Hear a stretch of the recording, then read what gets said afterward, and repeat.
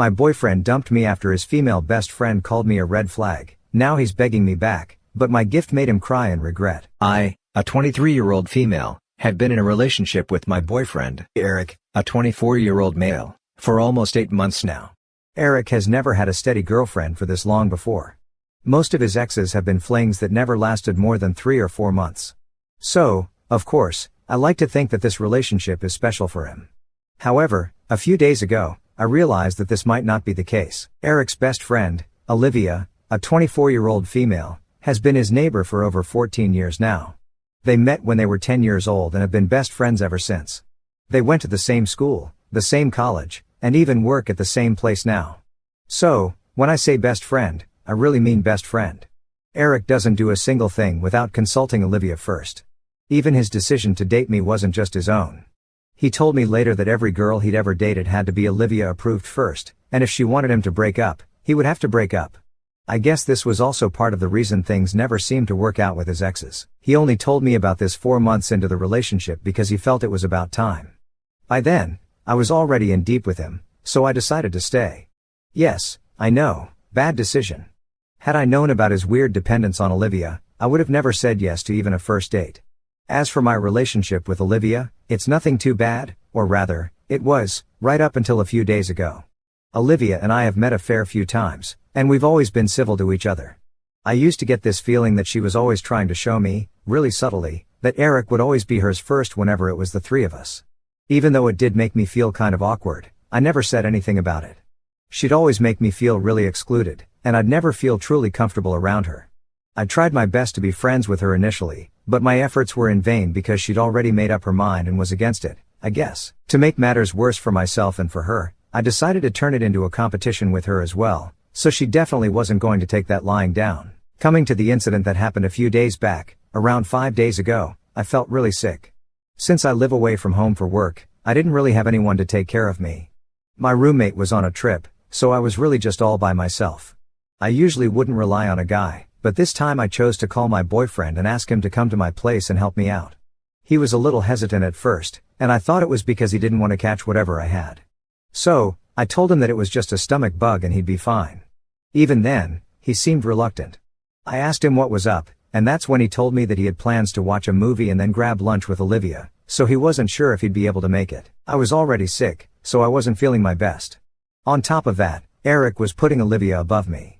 I'd always known that if it came down to it, he'd pick Olivia over me, but it stung nevertheless.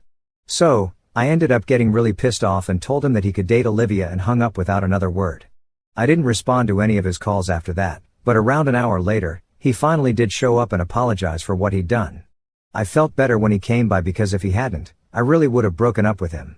He told me that he'd canceled his plans with Olivia and had even brought me homemade soup, so I felt really good about him that day. We spent the day together, and by the time he left at night, I felt considerably better. But I didn't realize that my actions would have consequences. The very next day, Eric ghosted me the whole day, no calls, no texts. I was a little panicked because I'd really thought that something bad had happened to him. So, I kept trying to get through to him throughout the day but had no luck. At around midnight, he finally called me back, and he sounded very different from how he usually talks. He sounded serious and even kind of upset. After asking me if I was feeling better, he told me that I might want to sit down for this.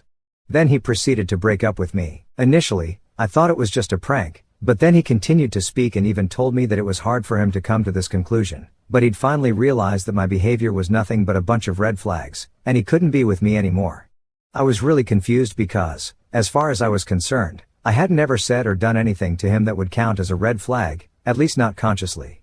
I'd always tried to be a good person and a good girlfriend, so this was really a huge shock to me. I didn't even know what to say to that, so I just stayed quiet while he told me that he couldn't be with me anymore and then hung up. I was so taken aback by the suddenness of this that I couldn't even process what had happened for a good few minutes.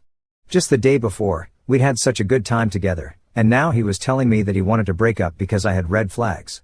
None of it made sense to me, and I ended up crying myself to sleep because I couldn't even call him or text him for answers.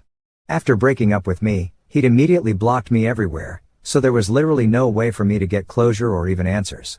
He didn't even have the decency to break up with me in person, even though we'd been together for a while now, and neither did he give me a proper explanation for what he did. I was really torn up about this for the next couple of days and was distracted everywhere, at work and even while doing chores.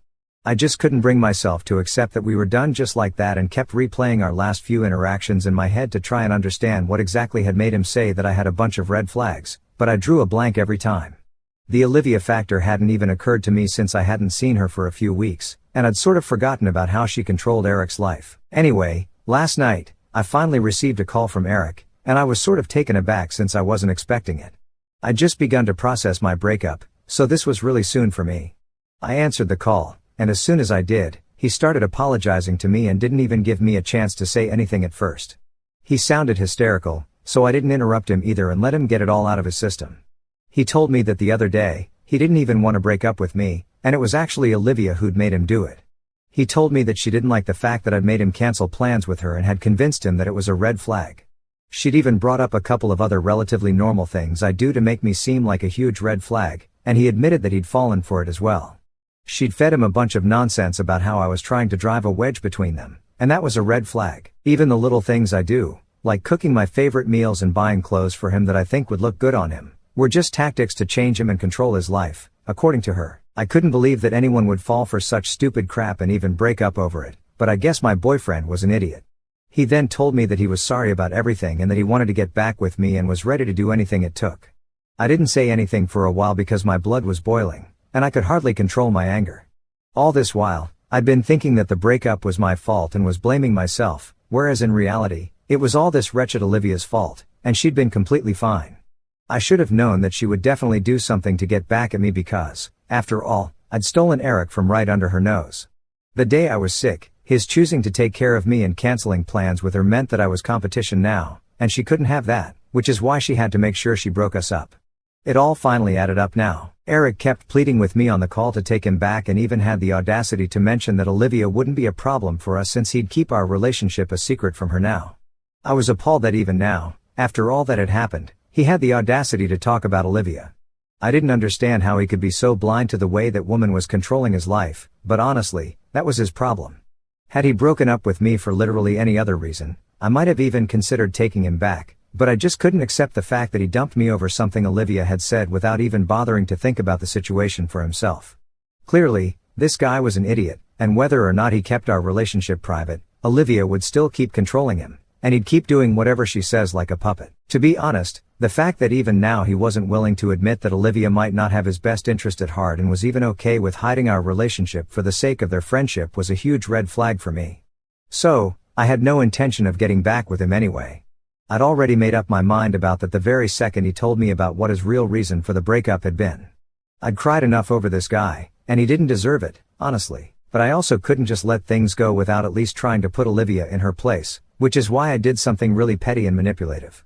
Even though I'm not particularly proud of it, I do think it was necessary. I told my boyfriend last night that I'd only get back with him on one condition. He'd have to tell Olivia about his decision first and tell her off for controlling his life. He would have to confront her and tell her that she was not his boss, and that's why he was getting back with me. Only if he did that would I get back with him, because if Olivia humiliated me, then I'd most definitely be repaying her the favor. When I told Eric what I wanted him to do, he was shocked and tried to get me to change my mind since this was extreme and unnecessary in his opinion. He tried his best to convince me not to make him do this, but I was hellbent. I told him that only if he texted her what I asked him to would I get back with him, or else he could just say goodbye to me and stay broken up. He argued for a few more minutes, but then eventually he did send her those texts and even sent me a screenshot of it. As soon as he did, I hung up and blocked him immediately after. I know it was petty and mean, but I couldn't help it. I've been very upset for these past few days over our breakup, so this was the least that I could do. Am I the asshole for making Eric send Olivia those texts, especially when I had no intention of getting back with him in the first place? So, it's been 2 days since I last spoke to Eric, and he hasn't been able to contact me ever since. Olivia can't get through to me either because, of course, I blocked her as well. I've been feeling kind of guilty about what I'd made Eric do, but then I went through the responses here, and I guess I don't really have any reason to feel that bad about what I did. Eric did have a choice, and he chose to send Olivia those texts because he wanted to be with me and not her. It's not like I forced him at gunpoint or whatever. He did what he wanted to do. Yes, lying to him about getting back together was wrong, I'll admit that, but I don't think what I did was as bad as what had happened to me. He didn't think twice before making me believe that I was the red flag in our relationship when it was actually him all along who did everything his so-called best friend asked him to do without even caring about how it would affect the other person or even his own life. He had no idea how horrible I'd felt during those few days that we were broken up, and I didn't have any answers and kept overthinking every little thing that I'd done, only to end up even more confused than I was initially. So, pardon me if I don't feel particularly bad about what I did. I haven't told anyone that I've broken up with Eric yet, but I guess I'll have to start telling people soon since, just a few hours ago, one of my friends invited both Eric and me to her birthday party. So, when I show up without him, I'll have to explain his absence. Anyway, I'm dreading that bit because I legitimately don't know what I'm going to tell people when they ask me why exactly we had to end our relationship since we appeared pretty happy on the surface. I'll just have to come up with something, but it's fine. At least I'm done with that relationship now. Hey guys, it's been almost a week since I broke up with Eric, and I'd thought that blocking both him and his best friend would mean that I don't have to interact with them ever again. That was not the case, unfortunately. This morning, I received a call from a number I didn't recognize, so naturally, I let it ring the first time. But then, when they called me again, I answered it. It was Olivia on the line, and as soon as I heard her voice, I was about to hang up because I had absolutely zero interest in speaking to her. But then she said that if I hung up, it would just prove that I was a huge coward and was actually afraid of confronting her.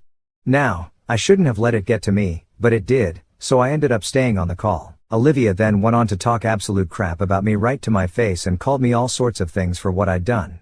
She called me a sneaky little liar and said that she was glad that Eric and I had broken up now because he was too good for me anyway. Then she called me the B word, which is what really rubbed me the wrong way, and I totally snapped at her. I let her know exactly what I thought of her and told her that she was nothing more than a backup girlfriend for Eric and would probably spend her entire life trying to drive other girls away from him so that she could have him all to herself. I think I hit a nerve with that one because, as soon as I said that, she started fumbling and sounded like she was about to cry. Taking advantage of that, I went even further and reminded her that she could scream at me all she wanted, but the truth was that the other night, Eric did have the choice to not send those texts to her, but it was his decision, and he chose me over her. That was the last straw, and I could hear her burst into tears on the other end. I didn't even feel sorry for her because she was the one who had called me up to try and make me feel bad, but here she was crying.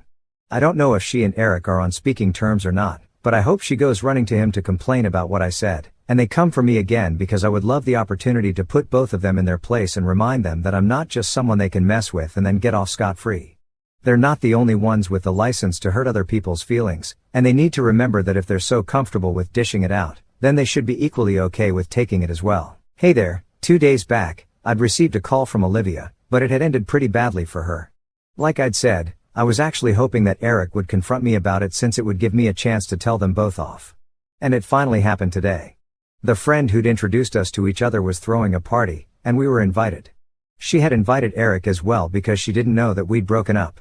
Around an hour in, he walked into her house with Olivia beside him, and both of them looked ready to pick a fight. I pulled my friend aside and explained the whole situation to her and even offered to leave early in case things went south because, while I did want to cause a scene, I didn't want it to be at my friend's birthday because that would take away all the limelight from her, and that wouldn't be very nice.